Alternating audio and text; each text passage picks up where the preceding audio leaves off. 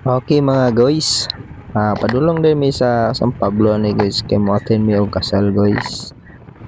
Kani day ang kasal guys dagaw din ako first cousin. Mao ni guys. Padulong na mi dito guys. Okay mga guys, during dapita guys nagpanaina rin mi og padagan guys. Diri mi bisaya siya karon guys na mi San Pablo do guys. Para nagikat-kat guys ang akong anak guys guri-guri na ko guys. Grabe akong bantay guys. Grabe tutulong mo singat ni guys. Grabe hyper. Mao na decoration sa kasal sa kong gagaw guys.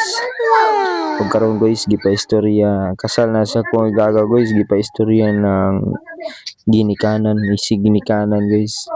Mao na ako ang uyuan igsuon sa kong papa. Niya nakahiusan sa tanan. Pagilagpinas ako anak. Mga asawa, mga kumpare. Ang kanang iyang isa kabaris mao na ang iyang asawa. Kani guys mo ni haplo sa mga guys. Kanang nakayelo guys mo ni haplo sa mga. Giyang-gaan na siya og hungaw. Guys, paistoryahan na ang ginikanan sa bahay guys pero wala siyang istorya guys kay mauwaw.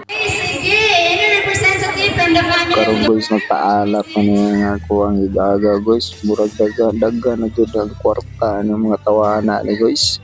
Dami din mong kuha dito wala ko kaalap ni guys wala ko kwarta ni panahon nagkanapan ng kadaga ng mga pang-alap sa iya guys sa kaibigan sa mo alap tay ana guys no ko pud po ka experience nga ana guys kay wala gyud koy kwarta ni guys.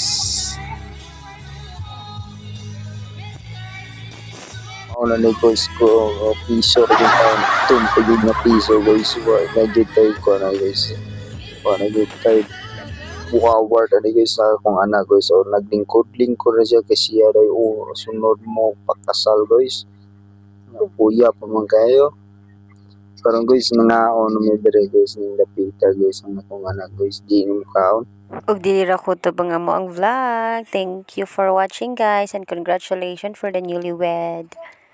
God bless.